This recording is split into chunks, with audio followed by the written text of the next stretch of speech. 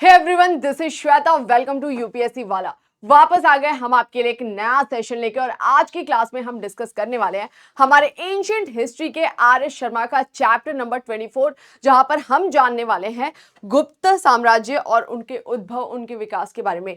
जो अभी तक हमारे लेक्चर्स हुए हैं क्रोनोलॉजी वाइज, अभी हम उसे रिवाइज करेंगे और फिर फटाफट हम आगे बढ़ेंगे। फर्स्ट चैप्टर जो हमने पढ़ा था एंशिएंट हिस्ट्री का, चैप्टर वाइज तो नहीं बोलूंगी, क्रोनोलॉजी वाइज अगर हम बोले तो सबसे पहले हमने स्टोन एज के बारे में पढ़ा था, पाषाण काल, वो टाइम पीरियड जब हम आदि मानव से मानव के फॉर्म में डेवलप हो रहे थे। दूसरा टाइम पीरियड जिसे हमने बोला इंडस वैली सिविलाइजेशन या फिर हड़प्पा सभ्यता, वो टाइम पीरियड था जब हम डेवलप हो चुके थे। Urban civilization, first urban civilization हमें इंडिया का दिखाई देता है जो विश्व की नगरीय सभ्यताओं के समानांतर था। इसके बाद हम एक स्टेप आगे बढ़ते हैं और हम जानते हैं वैदिक काल के बारे में। वैदिक काल को हम दो पार्ट्स में डिवाइड करके पढ़ते हैं, ऋग वैदिक या अर्ली वैदिक time period and second one जिसे हम बोलते हैं लेटर वैदिक या उत्तर वैदिक काल। वैदिक काल के बाद हमें दिखाई देते हैं भारत में 16 महाजनपद इंडियन सब कॉन्टिनेंट में, और इन्हीं 16 महाजनपदों में से एक जिनका नाम था मगध महाजनपद, वो किस तरह से एम्पायर में कन्वर्ट होता है वो हमने जाना था। फिर हम एक स्टेप आगे बढ़ते हैं और नेक्स्ट हमने जाना था कि इस मगध साम्राज्य पर एक के बाद एक नए नए वंशावली शासन करती है। हर्यंक डायनेस्टी, शिशुनाग डायनेस्टी और नंद डायनेस्टी, जिसके धनानंद को रिप्लेस करके चंद्रगुप्त मौर्य मौर्यन एम्पायर की नींव रखता है। और ये मौर्यन एम्पायर के तीन फेमस रूलर होते हैं, चंद्रगुप्त मौर्य, बिंदुसार और अशोका। अशोका के टाइम पीरियड में सबसे बड़ा टेरिटरी हमें दिखाई देता है इंडियन सब कॉन्टिनेंट पे, जो आगे हमें किसी भी रूलर के समय में या पहले नहीं दिखाता। ठीक है, हालांकि मुगल्स के टाइम पीरियड में दिखता है लेकिन वो बहुत कम टाइम पीरियड के लिए, वो भी बिखरा हुआ सा। ओके, आगे बढ़ते हैं। नेक्स्ट हमने मौर्यंस के बाद पढ़ा था पोस्ट मॉडर्न टाइम पीरियड, या फिर जिसको बोला था आपने मौर्योत्तर काल। ये वो टाइम पीरियड था जब मौर्यन एम्पायर जो है वो डिक्लाइन हो चुका था। और इसके हमें तीन पोर्शंस दिखाई देते हैं। इंडिया के नॉर्थ वेस्ट पार्ट पर रूल करते हैं फॉरेन इन्वेडर्स, जिसे हम बोलते हैं इंडो ग्रीक, शक, पार्थियंस, कुशान। इंडिया का जो नदन पार्ट है वहां पर हमें रूल करते हुए दिखाई देते हैं नेटिव सक्सेसर्स, जिनका नाम होता है शुंग, कण्व, सातवाहन, चेदी। और भारत का जो दक्षिणी हिस्सा है वहां पर हमें रूल करते हुए दिखाई देते हैं संगम एज के रूलर चोल, चेर, पांडे। ओके, तो ये हम ऑलरेडी डिस्कस कर चुके थे पोस्ट मॉडर्न पीरियड में। ठीक है, तो ये हमारा प्रीवियस लेक्चर था, वहां तक हमने ये जाना था। अब इससे हम एक स्टेप आगे बढ़ेंगे। ये जो मौर्योत्तर काल था ना, इसके बाद जो अगला काल हमें दिखाई देता है 300 एडी, एडी में आ चुके हैं, 300 ईस्वी के आसपास आ चुके हैं हम।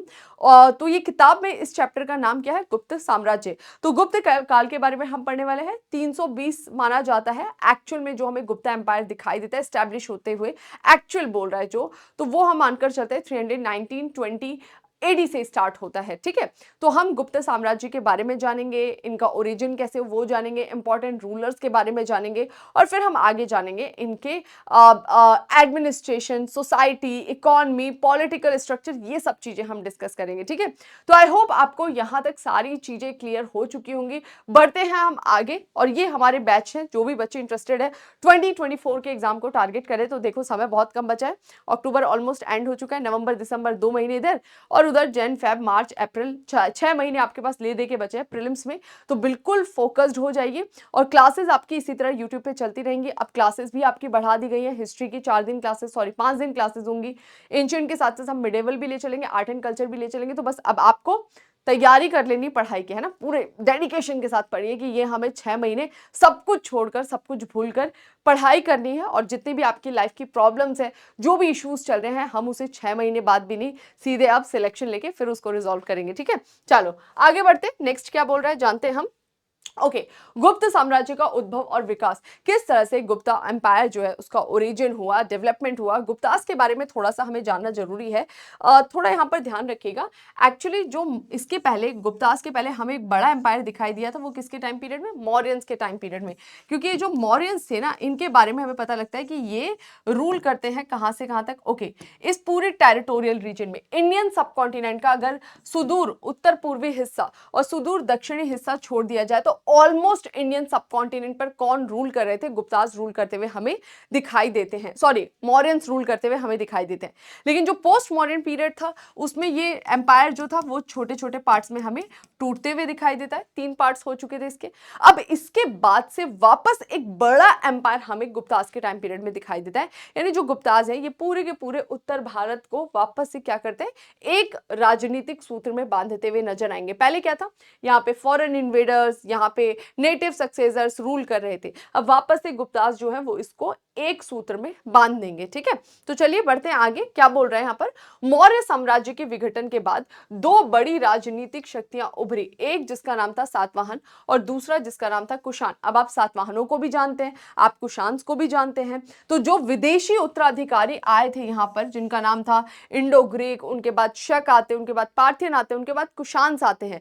तो इन चारों में सबसे पावरफुल कौन थे? कुषाण थे। कुषाण के बारे में हमने जाना था कि ना केवल इंडिया का नॉर्थ वेस्ट पार्ट बल्कि गंगा घाटी तक ये पहुंच चुके थे। और ये जो पूरा सेंट्रल एशिया का सिल्क रूट वाला रीजन है, इन सब पे किसका कंट्रोल हो चुका था? कुषाण का कंट्रोल हो चुका था। दूसरी तरफ अगर हम बात करें देसी उत्तराधिकारी, जिसमें शुंग, कण्व, चेदी, सातवाहन दिखाई देते हैं। सबसे पावरफुल कौन होते हैं? सातवाहन, जो पहले दक्कन वाले रीजन में थे, फिर ये इधर पाटलिपुत्र को भी ऑक्यूपाई कर लेंगे। तो बोल रहे हैं कि मौर्य के बाद जो 2 बड़ी पावरफुल रूलर्स हमें दिखाई दिए या उनका एम्पायर दिखाई दिया, वो कौन थे? एक कुषाण थे और दूसरे सातवाहन थे। ठीक है, सातवाहनों ने जहां रोमन साम्राज्य के साथ हुए व्यापार के बल पर राजनीतिक एकता और आर्थिक प्रगति द्वारा दक्कन और दक्षिण में स्थायित्व लाने का काम किया, वहीं कुषाणों ने यह काम उत्तर में किया। बोल रहा है कि सातवाहन जो यहां पर रूल कर रहे थे, हमें पता लगता है कि इनका रोमन्स के साथ अच्छा व्यापार चल रहा था।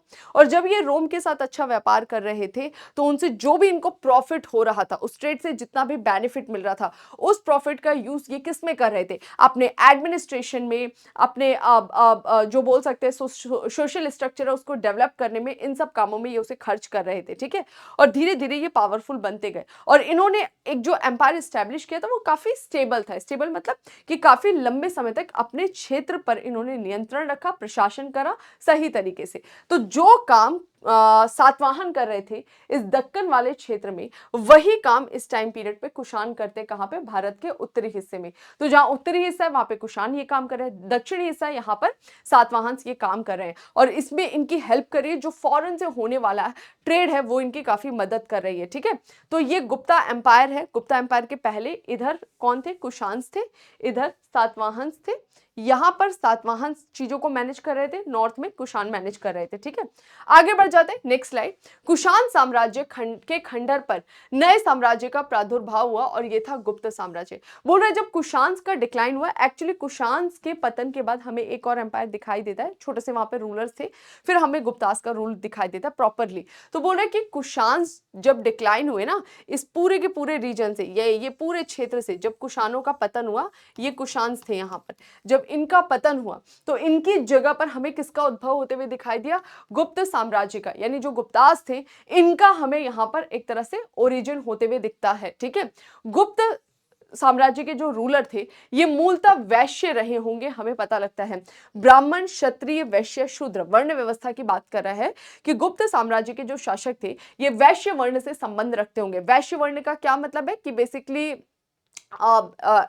फार्मर्स हुआ करते होंगे, ट्रेडर्स हुआ करते होंगे, व्यापार, वाणिज्य, खेती, ये सब काम जो है ये वैश्य जनरली किया करते थे। तो गुप्त मूलतः वैश्य रहे होंगे। इनका साम्राज्य उतना विशाल तो नहीं था जितना कि मौर्यों का। ये आप ऑलरेडी देख चुके हैं, अगर आप चाहे तो वापस से देख सकते हैं। इस पिक्चर में ये जो हाईलाइट किया हुआ है यहाँ पे पिंक कलर से, ये गुप्तास का टेरिटरी था। ठीक है, और यहाँ पर राइटर ये बोलता है कि मौर्यंस की जो टेरिटरी थी, उतना बड़ा टेरिटरी तो हमें गुप्तों का नहीं दिखाई देता, ऑब्वियस है, लेकिन फिर भी हमें काफी अच्छा क्षेत्र दिखाई देता है गुप्तों के नियंत्रण में।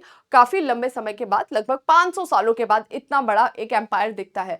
तो गुप्त मूलतः बता रहे कि इनका जो क्षेत्र था वो इतना विशाल तो नहीं था जितना कि मौर्यों का था, फिर भी इसने उत्तर भारत में राजनीतिक एकता कायम की। जो इंडिया का नदन पार्ट था, जो हमें बिखरा बटा हुआ सा दिखाई दे रहा था, इधर हमें दिखाई देते विदेशी उत्तराधिकारी, इधर हमें देशी उत्तराधिकारी दिखाई दे रहे थे, वो वो वापस से कैसे हो जाएगा, एक होते हुए हमें दिखाई देता है। ठीक है, तो यहां पर यही बोलता है राइटर कि गुप्त जो है वो वैश्य वर्ण से संबंध रखते थे, इनका भी अच्छा खासा टेरिटरी था, मौर्यंस जितना तो नहीं था, लेकिन मौर्यंस के डिक्लाइन के बाद जो हमें स्प्लिट होते हुए दिखाई दिए उसको वापस से इसने एक राजनीतिक सूत्र में बांधा। ठीक है, गुप्त कालीन पुरावशेषों की उपलब्धि की दृष्टि से उत्तर प्रदेश सबसे समृद्ध स्थान रहा था। ऐसा हमें पता लगता है कि जो गुप्त कालीन जो क्षेत्र है इनमें सबसे ज्यादा प्रॉस्पर जो रीजन रहा था उस रीजन का नाम क्या है, उत्तर प्रदेश रहा होगा। ठीक है, तथा वे अपनी सत्ता का केंद्र प्रयाग को बनाकर पड़ोस के इलाकों में फैलते गए।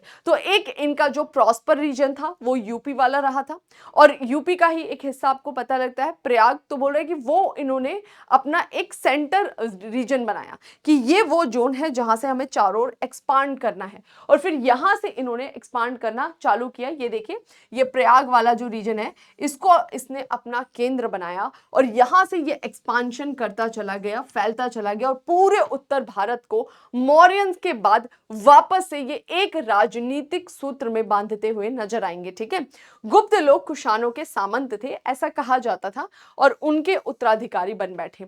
अब सामंत सिस्टम कैसे आया था, कब आया था, ये ऑलरेडी मैं आपको बता चुकी थी। फ्यूडेटरी सिस्टम, जब हम वर्ल्ड हिस्ट्री पढ़ेंगे तो इसको और अच्छे से जानेंगे।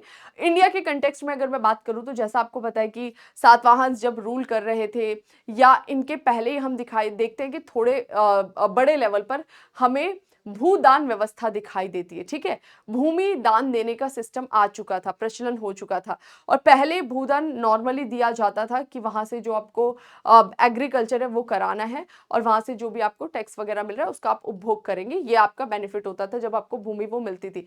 बाद में इस भूदान पर प्रशासन करने की भी व्यवस्था कर दी गई कि अब जो आपको भूमि दान दी जाएगी उस भूमि पर आपको क्या करना है, ना केवल आप खेती का काम करेंगे बल्कि आप क्या कर सकते हैं, वहां का प्रशासन भी चला सकते हैं। इसी तरह बहुत सारे ऐसे सेना होते थे या बड़े अधिकारी होते थे जिनको सैलरी के रूप में, वेतन के रूप में भूमि दे दी जाती थी, और वो जो भूमि दी जाती थी ना केवल कर वसूली का अधिकार दिया जाता था बल्कि उनको उस भूमि वाले क्षेत्र में, उस क्षेत्र में, उन गांव में प्रशासन का भी अधिकार दे दिया जाता था। अब प्रशासन के लिए उनको सेना रखने का भी अधिकार दे दिया जाता था। तो ऐसे ही लोग सामंत बन बैठते थे। अब सामंत के पास अपनी एक सेना होती थी, अपना एक क्षेत्र होता था जिसका वो प्रशासन करते थे, और ये सामंत समय समय पे मतलब होते थे राजा के अधीन ही, और जब भी राजा को आवश्यकता पड़ती थी ये उनको मदद भी किया करते थे। मानो राजा कोई वॉर लड़ने जा रहे हो और उनको सेना की कमी पड़ी तो वो इन सामंतों से मदद मांग सकते थे। ठीक है, लेकिन इंटरेस्टिंग फैक्ट क्या है या इंटरेस्टिंग पॉइंट क्या है कि ये जो गुप्तास थे या फिर इस तरह के बहुत सारे ऐसे सामंत थे जो कभी कभी इतने पावरफुल हो जाते थे कि वो राजा को ही पद से हटा देते थे, इतने पावरफुल हो जाते थे। तो ऐसे ही हमें दिखाई देता है कि जब कुषाण वीक होते तो उनको रिप्लेस कौन करते हैं, ये गुप्ताज रिप्लेस करते हैं। और कैसे रिप्लेस करते हैं, जो उनके सामंत थे वो उनको हटा के खुद नॉर्थ इंडिया में अब रूल करने लग जाएंगे। ठीक है, और गुप्ता एम्पायर की नींव रखेंगे। गुप्तों ने जीन, लगाम, बटन वाले कोट, पतलून और जूतों का इस्तेमाल कुषाणों से ही सीखा था। देखो कुछ ऐसी चीजें होती हैं जो कि यूज करने से जब आप वॉर लड़ते हैं ना तो वॉर में आपकी एफिशिएंसी बढ़ा देती है। ठीक है, अब यहाँ पे कैसे बढ़ाएगा एफिशिएंसी, जैसे कि घोड़े हैं। ठीक है, घोड़ों पर अगर जो घोड़ों लगाम बोलते हैं ना तो वो उससे क्या हो जाता है, घोड़ा आपके कंट्रोल में रहता है। अब आप गाड़ी ड्राइव करते हो तो होता है ना, पूरा सिस्टम होता है कि आपको लेफ्ट ले जाना है, राइट ले जाना है। ऐसे ही जब आप घोड़ा दौड़ाते हो ना, उसकी लगाम जो होती है, जीन जो होती है, उसकी सहायता से आप उसको लेफ्ट राइट मोड़ सकते हो। फिर उसके घोड़े के ऊपर जो प्रॉपर बैठने का स्ट्रक्चर डेवलप किया जाता है वहां पे जूते रख के चढ़ने की व्यवस्था आ गई थी। उससे क्या हुआ कि आप इजीली दौड़ते हुए घोड़े पर उसको पकड़ के चढ़ सकते थे। तो बहुत सारी ऐसी चीजें थी जो कुषाण हमें यूज करते हुए दिखाई दे रहे हैं, और कुषाणों से ही ये किधर गया, गुप्ताज के पास गया। गुप्ताज ने इन्हें अच्छे से अडॉप्ट किया, और अडॉप्ट करने के बाद वो हमें रिफ्लेक्ट होते हुए दिखाई देता है गुप्ताज की सेना में या अन्य व्यवस्था में, जिसका उन्हें बहुत ज्यादा बेनिफिट मिलता है। तो जीन, लगाम, बटन वाले जो कोट हो गए, पतलून और जूते, इन सब का इस्तेमाल जो है वो हमें पता लगता है गुप्तास कुषाणों से सीखते हैं। तो देखो यहीं से जो है ना इंडियन कल्चर काफी कुछ मिक्स होते हुए दिखाई दे रहा है। काफी पहले से ही मैं आपको बता रही हूँ कि किस तरह से आदान प्रदान हो रहा है हमारा ईरानियों के साथ में, यूनानियों के साथ में सांस्कृतिक आदान प्रदान हो रहा है। ठीक है, चलो आगे बढ़ते हैं। कुषाणों की व्यवस्था में अश्व चालित रथ का और हाथी का महत्व समाप्त हो गया था तथा घुड़सवारों की भूमिका प्रमुख हो गई थी। और यही व्यवस्था गुप्तों के समय में दिखाई दी, क्योंकि गुप्त कुषाणों के ही सामंत थे। तो कुषाण के समय तक जो अश्व चालित रथ होते थे या हाथी हाथी का जो इंपॉर्टेंस है वो हमें कब दिखाई दे रहा था, जब मगध एम्पायर हमें डेवलप होते हुए दिखता है तो हम देखते हैं कि हाथी का महत्व काफी बढ़ चुका था उस समय। लेकिन धीरे धीरे जो हाथी है, अश्वचालित रथ है, इनकी जगह घोड़ों का महत्व बढ़ जाता है युद्धों में। और वही व्यवस्था आगे कौन, गुप्त अडॉप्ट कर लेते हैं। तो कुषाण के जो सामंत गुप्तास थे, जब वो इस रीजन पर रूल करेंगे तो उन्होंने काफी कुछ पुरानी व्यवस्था को ही बने रहने दिया जो कुषाण से अडॉप्ट करके लाए थे, उसी व्यवस्था को काफी लंबे समय तक उन्होंने चलने दिया। ठीक है, इनके कार्यकलाप का प्रमुख प्रांगण मध्य प्रदेश की उर्वर भूमि था, जिसमें बिहार और उत्तर प्रदेश आते थे। तो बोल रहा है कि जो गुप्तास थे इनका जो मेन रीजन था वो ये हुआ करता था मध्य प्रदेश की उर्वर भूमि। यहाँ पर ये लोग एग्रीकल्चर करते थे। यूपी बिहार वाला रीजन, इनके द्वारा मध्य भारत और दक्षिण बिहार के लौह अयस्क का भी उपयोग होता था। तो ये मध्य भारत वाला रीजन है, दक्षिण बिहार वाला रीजन है, ये कुछ ऐसे क्षेत्र है जहां से इन्हें लौह अयस्क मिल रहा था। मैंने पहले भी बोला था जब हम महाजनपदों के बारे में पढ़ रहे थे, अगर आपने वो क्लासेस बहुत फोकस होकर लिया होगा तो मैंने आपको बताया था कि मगध, उज्जैनी, यही क्यों इतने पावरफुल बने। तो उसका रीजन क्या था, ये दोनों ऐसी जगह पर हैं जहां पर लौह अयस्क प्रचुर मात्रा में मिल रहा है और उन लौह अयस्क का प्रयोग करके इन्होंने हथियार बनाए, औजार बनाए और उसका वो यूज करते। तो यहां पर भी एग्जैक्टली हमें ऐसा ही कुछ होते हुए दिखाई दे रहा है कि इनके द्वारा मध्य भारत और दक्षिण बिहार के लौह अयस्क का उपयोग किया जाता था तथा पूर्वी रोमन साम्राज्य के साथ रेशम व्यापार का भी इनको लाभ मिलता है। तो ईस्टर्न जो रोमन एम्पायर था उनके साथ इन्होंने रेशम का भी ट्रेड चालू किया और ट्रेड तो ऑलरेडी चल रहा था ना रोमन एम्पायर के साथ में, सातवाहन का, कुषाण का, तो उसका बेनिफिट भी इन्हें मिल रहा है। ठीक है, कुषाणों का क्षेत्र 275 ईस्वी में गुप्त वंशों के हाथ में चला गया। तो कुषाण जो थे उनका जो रीजन था, कुछ समय के लिए बीच में हमें कुछ लोग दिखाई देते हैं लेकिन हम उसकी बात नहीं कर रहे हैं। 275 एडी के आसपास हमें पता लगता है कि किसके, गुप्तास के हाथ में आ जाता है। और गुप्तास जो कि इनके सामंत थे 275 एडी में जब रूल करते हैं कुषाण की जगह, तो उतने बड़े टेरिटरी में तो नहीं, बहुत छोटे से क्षेत्र पर रूल करते हैं और इतना बड़ा कोई एम्पायर भी नहीं होता, इतने पावरफुल भी नहीं होते हैं।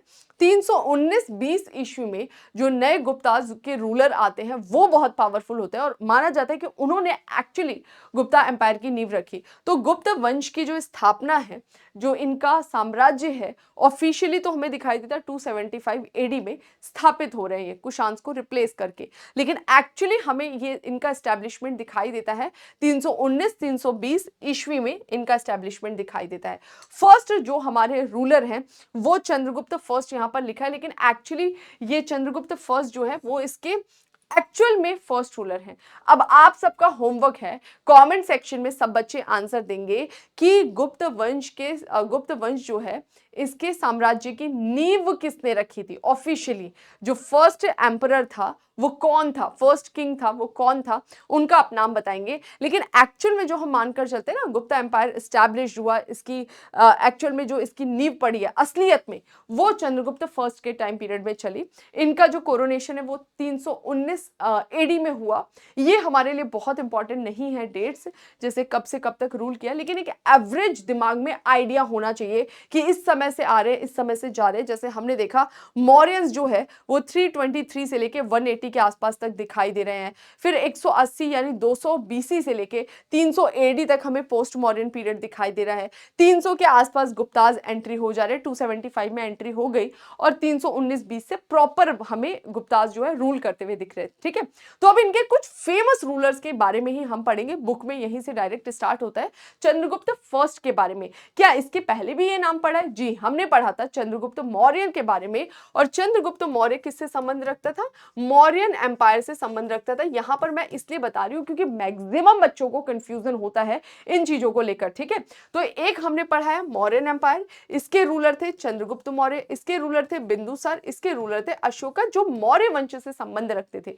फिर हम आ गए यहां पर जिसको आपने बोला पोस्ट मौर्यन पीरियड, और ये जो पोस्ट मौर्यन पीरियड है इसके बारे में हमें पता लगा कि यहां पर कौन रूल कर रहे हैं। दो सक्सेसर्स आ रहे हैं, फॉरेन सक्सेसर आ रहे हैं, नेटिव सक्सेसर आ रहे हैं। अब हम आ जाते हैं गुप्तास के बारे में। तो यहां पर हम अब पढ़े गुप्ता एम्पायर के बारे में, और गुप्ता एम्पायर का जो फर्स्ट इंपॉर्टेंट रूलर हमें दिखाई दे रहा है, पावरफुल किंग, जिसका नाम था चंद्रगुप्त फर्स्ट। ओके, तो ये ध्यान रखना है, चंद्रगुप्त मौर्य कोई और है। अब ये कंफ्यूजन ना हो इस वजह से इसको हम किस नाम से जाने, चंद्रगुप्त फर्स्ट। स्कूल में आप लोग देखते थे, मतलब मेरे स्कूल में मेरी सहेली थी एक नेहा, और हमारी क्लास में छोटे थे हम, पता नहीं फर्स्ट सेकंड में पढ़ते थे, तो नेहा नाम की दो लड़कियां थी, तो उसका नाम रखा था, एक का नेहा फर्स्ट, एक को बोलते थे नेहा सेकंड, और कास्टिज्म को बहुत प्रमोट ना करे इसलिए कास्ट नहीं बल्कि फर्स्ट सेकंड करके। और मैं जब उससे पहली बार मिली थी तो उसने उसका नाम पूछा तो उसने बताया नेहा फर्स्ट।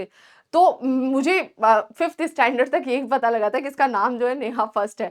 बाद में तब बचपन में कहाँ इतनी अकल होती थी कि फर्स्ट क्या सेकंड, इतना लॉजिक कौन लगा रहा है, लेकिन नेहा फर्स्ट इसी तरह से उसको बुलाते थे। बाद में पता लगा अरे नहीं, ये तो गड़बड़ सिस्टम है। तो ऐसे ही चंद्रगुप्त फर्स्ट मतलब ये फर्स्ट सेकंड आइडेंटिटी के लिए रखा जाता था। तो चंद्रगुप्त प्रथम जो है इनका संबंध किससे, गुप्ता डायनेस्टी से है, ये थोड़ा सा ध्यान रखिएगा। वो मौर्यन के हैं, चंद्रगुप्त मौर्य, चंद्रगुप्त प्रथम गुप्तास के इंपॉर्टेंट फर्स्ट इंपॉर्टेंट रूलर है, ठीक है। गुप्त वंश का पहला प्रसिद्ध राजा हुआ। अब एक्चुअल में पहला कौन हुआ वो आप लोग का होमवर्क है, बताइएगा, कल नाम लूंगी आपका मैं। चंद्रगुप्त फर्स्ट है, इसने लिच्छवी राजकुमारी से विवाह किया जो संभवतः नेपाल की थी। अब लिच्छवी जैसे ये नाम आया आपको कुछ क्लिक करा होगा भाई। अगर आपने प्रीवियस लेक्चर्स लिए होंगे तो हमने महाजनपदों के बारे में पढ़ा था, हमने जाना था 16 महाजनपद, और उन्हीं 16 महाजनपद में से एक महाजनपद था जिसका नाम था वज्जी महाजनपद, और यहाँ पर हमें लिच्छवी दिखाई देते थे। हमने बहुत सारे गढ़ राज्य के बारे में यहाँ पर पढ़ा था, तो गणतांत्रिक व्यवस्था यहाँ पर दिखाई देती है। तो लिच्छवी वंश की राजकुमारी से कौन विवाह करते हैं, चंद्रगुप्त प्रथम विवाह करते हैं, जो मौर्यन गुप्ता एम्पायर के फर्स्ट इंपॉर्टेंट रूलर थे। अच्छा, विवाह हो रहा है, राजकुमारी से हो रहा है, यानी तुरंत दिमाग में क्लिक करेगा क्या हो रहा है, मैट्रिमोनियल अलायंस बनाए जा रहे हैं, है ना। मतलब वैवाहिक संबंध स्थापित करके अपनी स्थिति को मजबूत कर रहे हैं। वैवाहिक संबंध का भारतीय समाज में बहुत ज्यादा महत्व होता है, क्योंकि जैसे ही आप दामाद बने, आप बन गए क्या, एक आपका एक अलग स्टेटस हो गया। मतलब आपके घर में आपको ऐसे ही खाना दे दिया जा रहा है, रोटी सब्जी उठाकर दे दिया, लेकिन अब आप क्योंकि दामाद बन चुके हैं, आप जिनके घर जाइए वहां पे आपका स्पेशल वेलकम होगा, रोटी सब्जी दही दाल, बहुत सारी वैरायटीज होंगी, पंचभोग। मतलब आप कितने ही नालायक से नालायक क्यों ना हो, अपने घर में आपको कोई पूछे भी ना, इज्जत भी ना करे, वहां पर आपके पाँव धो धो के पिए जाएंगे। तो ये बेनिफिट है दामाद बनने का इंडियन सोसाइटी में। तो एग्जैक्टली ऐसा ही यहाँ पर था, इन्होंने मैट्रिमोनियल अलायंसेस बनाए, और मैट्रिमोनियल अलायंस बना के अपनी सिचुएशन को बहुत स्ट्रॉन्ग किया। गुप्त लोग जो थे संभवतः वैश्य थे, हमें पता लगता है कि जो गुप्तास थे वो क्या थे, वैश्य थे, इसलिए क्षत्रिय कुल में विवाह करने से उनकी प्रतिष्ठा धीरे धीरे बढ़ती चली गई, ठीक है। तो एक तो ये वैश्य वर्ण से संबंध रखते थे, इन्होंने क्षत्रियों से विवाह कर लिया, तो अब जब दो लोगों के बीच में मैट्रिमोनियल अलायंस बना तो क्षत्रियों का स्टेटस अच्छा था, तो धीरे धीरे गुप्तास का स्टेटस भी अच्छा होते हुए दिखाई देगा। ये उनके अब क्या बन गए हैं, संबंधी बन चुके हैं। 319 एंड 20 एडी में अपने राज्यरोहण के स्मारक स्वरूप गुप्त संवत चलाया। चंद्रगुप्त फर्स्ट का जब पद पर इनको बिठाया गया, तो जिस समय ये पद पर बैठते हैं वहीं से एक नया संवत चलते हुए दिखाई दिया जिसका नाम था गुप्त संवत। जो हमारा फर्स्ट सेशन था इंट्रोडक्शन लेक्चर, वहां पर मैंने इसका जिक्र किया था। तो एग्जाम में कभी पूछा जाए आपको पता होना चाहिए गुप्त संवत का क्या लॉजिक था। गुप्ता डायनेस्टी का एक फेमस रूलर था चंद्रगुप्त फर्स्ट, और जब इनका राज्यरोहण हुआ तो इनके द्वारा गुप्त संवत उसी उपलक्ष्य में चलाया गया। कैलेंडर इशू कर देते थे, कोई करेंसी इशू करता था अपने पद धारण करने या कोई वॉर जीतने पे, बहुत सारी इस तरह की चीजें की जाती थी, टाइटल्स भी कभी कभी ले लिए जाते थे। तो ये थोड़ा ध्यान रखना है। ये देखिए, ये पूरा का पूरा गुप्ता एम्पायर है, इतना बड़ा रीजन में फैला हुआ है, ठीक है। अब आ जाते हैं समुद्रगुप्त। समुद्रगुप्त का टाइम पीरियड 335 से लेके 380 एडी तक हमें दिखाई देता है, ठीक है। तो हमें इनका टाइम पीरियड कब से लेके कब तक दिखाई देता है, यहां पर सबने देख लिया।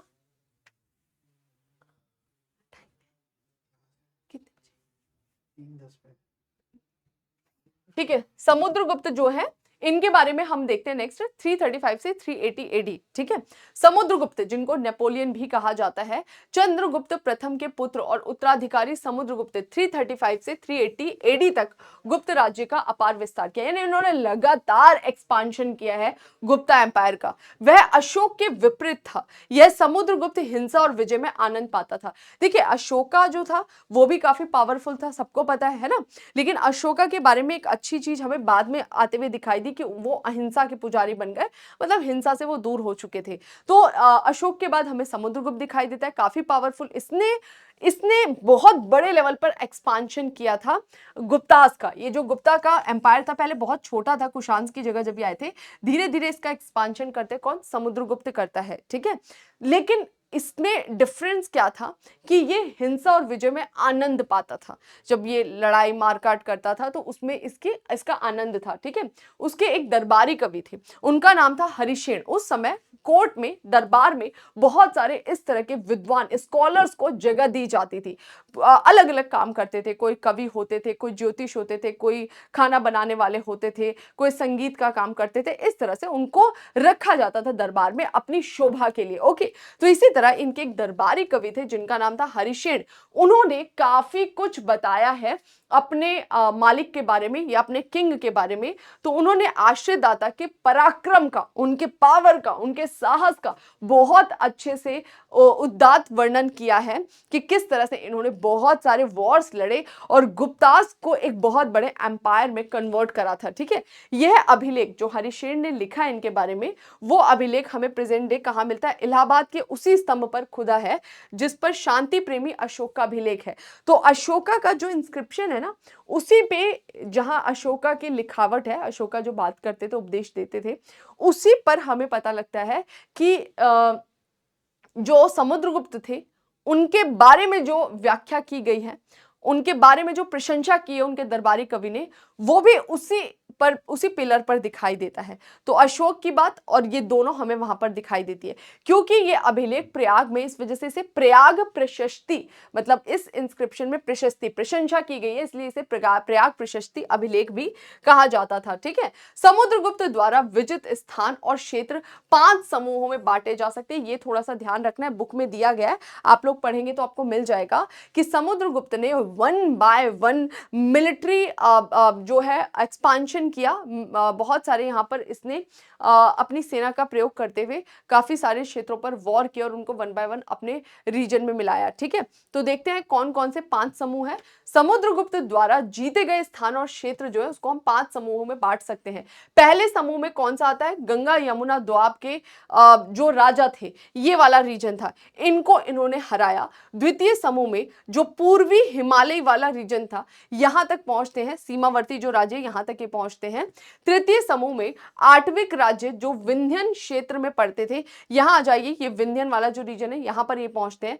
चतुर्थ समूह में पूर्वी दक्कन और दक्षिण भारत के शासक आते हैं। और नेक्स्ट पूछ रहा है 5वें समूह में शकों और कुषाणों के नाम है। तो बेसिकली हमें पता लगता है कि लगातार इन्होंने मिलिट्री एक्सपांशन किया 1 बाय 1। तो इनके द्वारा जीते गए स्थान कौन कौन से हैं, तो इधर देखते हैं हम, पूरा गंगा यमुना द्वाब, फिर वो पूर्वी भारत वाला क्षेत्र हो गया, इधर आ जाइए विंध्यन, फिर इधर आ जाइए दक्कन दक्षिण वाला क्षेत्र आ जाइए, इधर आ जाइए शक और कुषाणों वाला। तो इस तरह से चारों ओर के क्षेत्रों को इन्होंने 1 बाय 1 जीता। ठीक है, आगे बढ़ते हैं। नेक्स्ट है एक चीनी स्रोत के अनुसार, क्योंकि इस समय में बहुत सारे चाइनीज ट्रैवलर इंडिया में आ रहे थे। एक तो बौद्ध धर्म का काफी प्रचार प्रसार किया था कुशांस ने, बहुत सारे ऐसे चीन के लोग थे जिन्होंने बौद्ध धर्म को अपनाया था और वो बौद्ध धर्म के बारे में शिक्षा हासिल करना चाहते थे। बहुत सारे जिज्ञासु थे जो भारत में इस वजह से आते थे, तो वो लोग काफी कुछ लिखते भी थे भारत के बारे में। तो ऐसा ही हमें एक चीनी स्रोत मिला है और उसके अनुसार श्रीलंका के राजा मेघवर्मन ने गया में बुद्ध का मंदिर बनवाने की अनुमति प्राप्त करने के लिए समुद्रगुप्त के पास दूत भेजा था।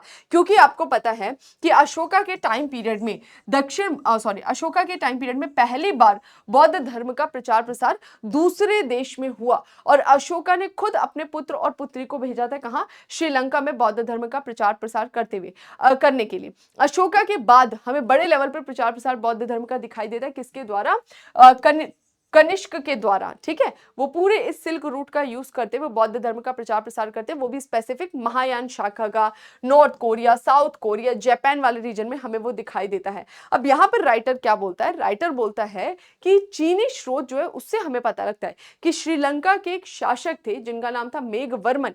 वो जिस समय यहां पर गया वाले रीजन में बौद्ध मंदिर की स्थापना करना चाहते थे, उस समय कौन रूल कर रहे थे, समुद्रगुप्त। तो उन्होंने यहां से एक दूत को भेजा था कि हम चाहते हैं कि आप उनसे परमिशन लीजिए और जाइए, उनसे परमिशन लेकर आइए ताकि वहां पर हम इस तरह के एक मंदिर की स्थापना कर सके, ठीक है। उसे अपनी बहादुरी और युद्ध कौशल के कारण भारत का नेपोलियन भी कहा जाता है। नेपोलियन के बारे में आप पढ़ेंगे जब आप वर्ल्ड हिस्ट्री के बारे में जानेंगे। हम जानते हैं कि किस तरह से फ्रांस में रहते हुए उनने लगातार मिलिट्री कॉन्क्वेस्ट किए, क्षेत्रों को जीतते चला गया। उसी तरीके का कुछ हमें यहाँ पर दिखाई देता है। समुद्रगुप्त के बारे में देखा आपने कि अलग अलग 5 क्षेत्रों में किस तरह से इन्होंने अपना मिलिट्री एक तरह से बोल सकते हैं कि क्या मिलिट्री कॉन्क्वेस्ट किया, कॉन्क्वेस्ट करके उन क्षेत्रों को जीता भी और अपने क्षेत्र को एक एम्पायर में कन्वर्ट किया। तो एग्जैक्टली ऐसा ही कुछ नेपोलियन करते हुए दिखाई देता है। तो इस वजह से इसे हम भारत का नेपोलियन कहते हैं, संज्ञा दी जाती है वहां से कंपेयर करते हुए, ठीक है। चलिए आगे बढ़ जाते हैं। ये देखिए इतना बड़ा रीजन जो है, इसने इसके पहले इतना बड़ा रीजन आपको कब दिखाई दिया था? मुझे तो मौर्यंस का याद आ रहा है, क्योंकि मौर्यंस के बाद तो ये अलग क्षेत्र, ये अलग क्षेत्र, ये अलग क्षेत्र, इतना बड़ा क्षेत्र वापस मौर्यंस के बाद हमें इसी समय दिखाई देता है। और समुद्रगुप्त का इसमें बहुत इंपॉर्टेंट रोल था। अब आ जाते हैं Chandragupta second, last most important ruler था ये गुप्ता एम्पायर का। इनका रीन हम देखते हैं 380 से लेकर 412 एडी तक हमें दिखाई देते हैं। चंद्रगुप्त द्वितीय के शासनकाल में गुप्त साम्राज्य अपने उत्कर्ष की चोटी पर पहुंच गया। ये वो टाइम पीरियड था जब गुप्ता एम्पायर बिल्कुल पीक पर जा चुका था। मतलब इस समय होता है ना कि कभी कभी किसी का चरम आता है। देखो कभी भी हमेशा ऐसे नहीं रहा जाता है, कभी ऐसा समय भी आता है और कभी ऐसा भी आता है। ये चलते रहना नियति है, चलना ही चलना है हर किसी की लाइफ में या किसी देश में, हर जगह अप डाउन होता ही होता है, ठीक है। अब हमारे पास इतनी पावर होती है कि हम इस अप और डाउन को कैसे मिनिमाइज कर सके, मतलब स्टेबल रख सके। बहुत ज्यादा अप जाना तो अच्छा ही होता है, लेकिन बहुत नीचे गिरना सही नहीं है ना। तो बस ऐसा ही कुछ हमें दिखाई देता है गुप्तास के टाइम पीरियड में कि जब चंद्रगुप्त सेकंड का टाइम पीरियड आता है, उस समय इनका बहुत अच्छा चरम स्थिति चल रही थी। गुप्त साम्राज्य अपने उत्कर्ष पर पहुंच चुका था तथा उसने वैवाहिक संबंध और विजय दोनों के सहारे साम्राज्य की सीमा बढ़ाई। चंद्रगुप्त सेकंड दोनों ही चीजों का यूज करता है, मैट्रिमोनियल अलायंसेस भी बनाता है, वैवाहिक संबंध भी स्थापित करके अपनी स्थिति मजबूत करता है, और दूसरा वॉर्स भी लड़े। तो दोनों ही काम करके ये अपनी स्थिति को मजबूत करते हुए दिखाई दे रहा है। चंद्रगुप्त की कन्या थी जिनका नाम था प्रभावती। अब देखिए मैट्रिमोनियल अलायंस कैसे बना रहा है। यहां पर जब गुप्ताज रूल कर रहे थे तो हमें पता लगता है यहां पर कौन थे, शक, वेस्टर्न क्षत्रप जिन्हें कहा जाता है। तो चंद्रगुप्त की कन्या प्रभावती का विवाह ये जो शक थे ना उनको रिप्लेस करके यहां पर हमें एक रिप्लेस करके क्या इसी क्षेत्र में हमें दिखाई देता है वाकाटक्स।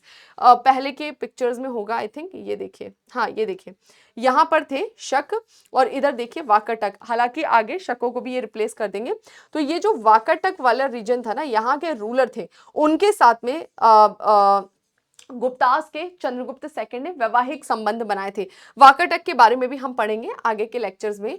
तो चंद्रगुप्त मतलब इस वाली चंद्रगुप्त सेकंड की बेटी थी जिसका नाम था प्रभावती, और प्रभावती का विवाह वाकाटक के राजा से कराया गया जो कि ब्राह्मण था और मध्य भारत में शासन करता था। और कुछ समय के बाद प्रभावती के पति की मृत्यु हो जाती है। अब जब प्रभावती के पति की मृत्यु हुई तो कोई भी उसका ऐसा उत्तराधिकारी नहीं था जो कि अडल्ट हो, मतलब जो कि शासन संभाल सके। तो माइनर सन था उसका, अभी अल्पायु था। तो ऐसी स्थिति में जब बच्चा अल्पायु होता है तो उसको ही राजा बनाया जाता है, लेकिन उसकी एक संरक्षिका बनाई जाती है, उसकी माता या किसी अन्य को। तो प्रभावती खुद संरक्षिका बनती अपने पुत्र की, और संरक्षिका जब तक बेटा अडल्ट नहीं हो जाता तब तक वो पूरा मैनेजमेंट करने वाली थी। तो यहां पर हमें यही पता लगता है कि चंद्रगुप्त की बेटी का विवाह हुआ वाकाटक रूलर से, उनकी मृत्यु हो गई तो पूरा शासन किसके हाथ में आ गया, प्रभावती के हाथ में। और प्रभावती ये पूरे वाकाटक जो रीजन है इसका रूल किसके कहने पे करेंगे, किसके, अपने पिता के। तो पता लगता है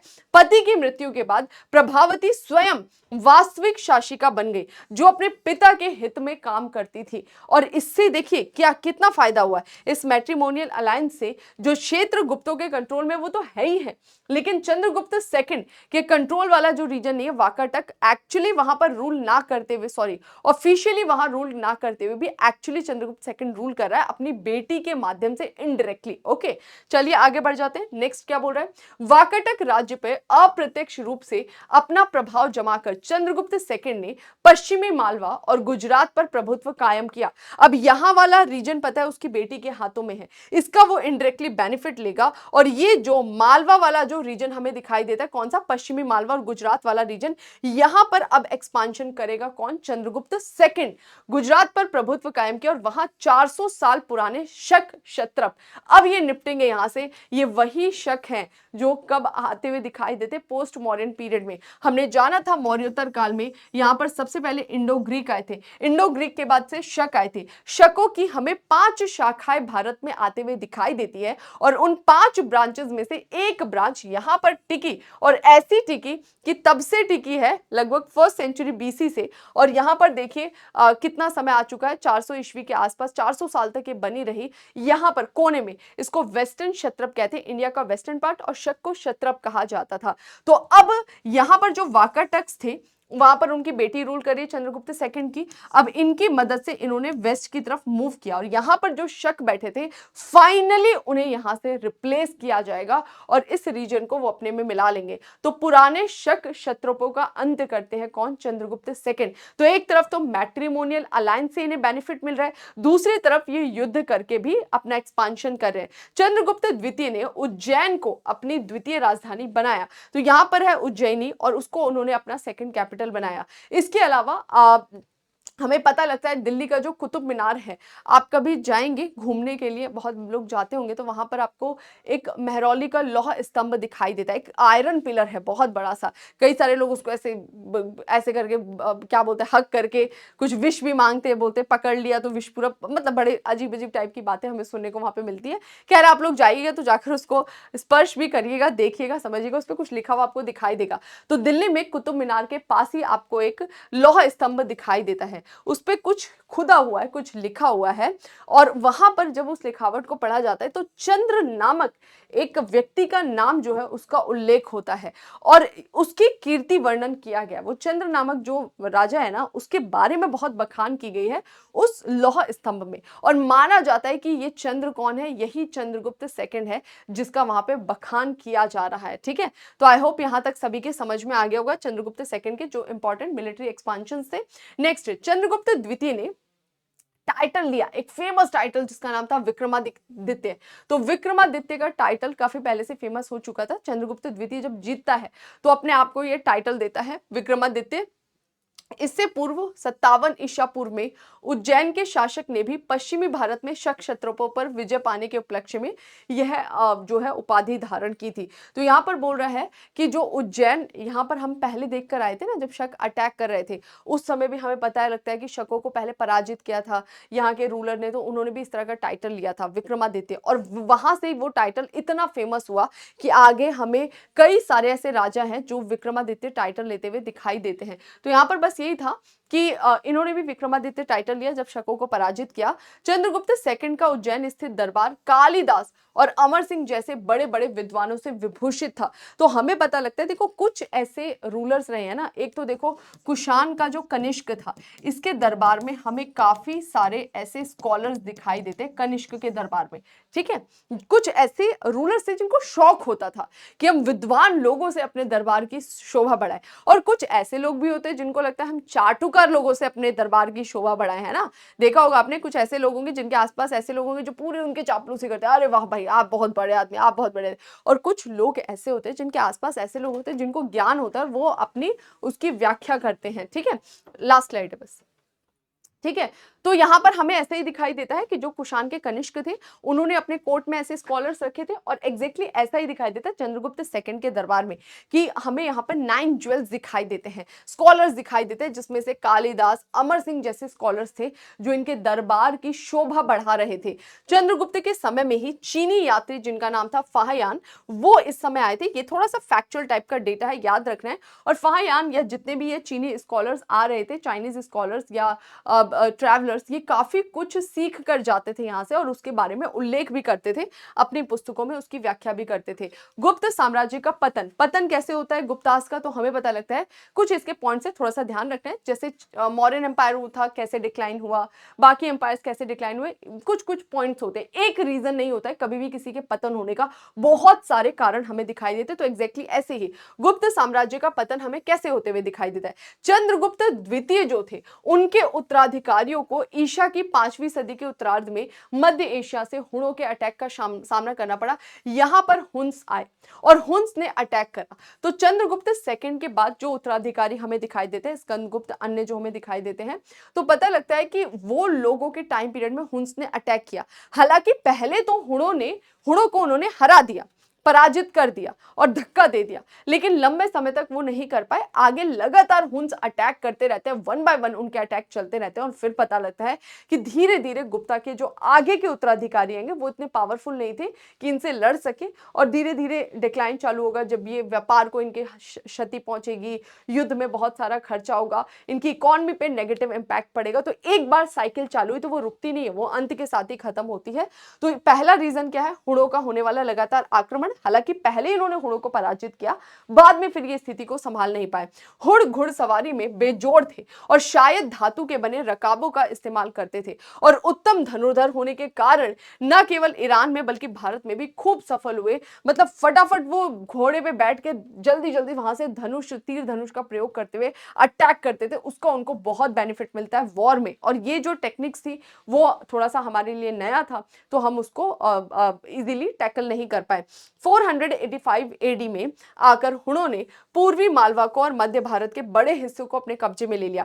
जहां उनके अभिलेख पाए गए, ये वाला जो रीजन है ना, पूर्वी भारत और ये मध्य भारत वाला, यहां तक हुंस पहुंच गए, और आज प्रेजेंट डे हमें वहां पे उनके बहुत सारे इंस्क्रिप्शंस मिलते हुए दिखाई देते हैं।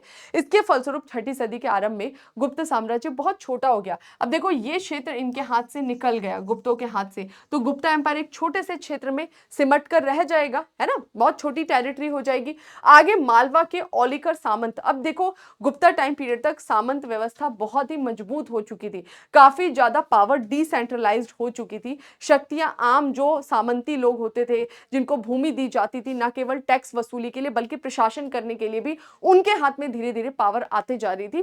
तो ऐसे कई सारे पावरफुल सामंत थे। जैसे ही गुप्ताज वीक हुए, वैसे उस सिचुएशन का उन्होंने फायदा उठाया। यहाँ पर हुंस थे, इतने क्षेत्र में गुप्ताज थे, इस सिचुएशन का उन्होंने फायदा उठाया। 1 बाय 1 वो इंडिपेंडेंट होने लग जाएंगे। तो आगे मालवा के औलिकर सामंत वंश के यशोवर्मन ने हुणों की सत्ता उत्तर भारत में समाप्त कर दी। यहां पर पूरा जो औलिकर थे उन्होंने इसे अपने कंट्रोल में ले लिया। यशोवर्मन साम्राज्य टिका तो नहीं, लेकिन उसने गुप्त साम्राज्य को हिलाकर रख दिया। बोल रहे ये एम्पायर जो उसको हटाता है वो खुद स्टेबल तो नहीं रह सका, लेकिन उन्होंने गुप्तास के एम्पायर को जरूर वीक कर दिया। फिर आगे करत सामंत राजा जो थे, उनके बारे में भी पता लगता है कि उन्होंने भी सर उठाए। ये छोटे छोटे सामंती क्षेत्र थे जो धीरे धीरे पावरफुल हुए। इन्होंने भी गुप्तास के खिलाफ अभियान चलाया और उनको काफी वीक कर दिया। मौखरी वंश के लोगों ने बिहार और उत्तर प्रदेश में राजसत्ता स्थापित की और कन्नौज को अपनी कैपिटल बना लिया। यहां पर देखिए, कन्नौज को वो अपनी कैपिटल बना लेंगे इस वाले रीजन में। तो धीरे धीरे 1 बाय 1 जो गुप्तास के बोल सकते हैं फिडेटरी थे, सामंत थे, वो इंडिपेंडेंट होने लग जाएंगे। आगे वल्लभी के शासक, जो गुजरात वाला रीजन था, वल्लभी के शासकों ने गुजरात और पश्चिमी मालवा पर अधिकार कर लिया। फिर पता लगता है कि फाइनली इनका डिक्लाइन, इधर से हुंस ने अटैक किया, सामंती व्यवस्था जो है वो मजबूत हो चुकी थी, तो मौखरी हो गए या फिर वल्लभी हो गए, या फिर हमें यशोवर्मन दिखाई देते। ये 1 बाय 1 इंडिपेंडेंट होने लग जाते हैं। गुप्ता एम्पायर बहुत छोटा हो जाता है, ना बराबर। स्कंदगुप्त के शासन के बाद अर्थात 467 एडी के पश्चात शायद ही कोई गुप्त मुद्रा और अभिलेख पश्चिमी मालवा और सौराष्ट्र में मिला हो। यानी स्कंदगुप्त तक तो सिस्टम चल रहा था। स्कंदगुप्त के बाद जब इनके कॉइन्स, करेंसी हमें इन क्षेत्रों में नहीं मिलते हुए दिखाई दिखाई दे रहे हैं, यानी ये क्षेत्र ही उनके हाथ से जा चुका है, तभी तो वहां पर इनके कॉइन्स करेंसी नहीं है। फाइनली गुप्त राज्य को विशाल वेतनभोगी सेना रखना पड़ता था, इतना बड़ा टेरिटरी था, इतनी बड़ी इनकी आर्मी थी, तो इतना सारा पैसा भी तो देना होगा। लेकिन हुन्स ने अटैक किए तो उनसे इनकी इकोनॉमी पर इंपैक्ट पड़ा, जो ट्रेड हो रहा था उसको बहुत लॉस हुआ, अब इनके पास पैसे बहुत नहीं थे, तो इतनी विशाल वेतनभोगी सेना के रख रखाव में इनको कठिनाई होने लगी।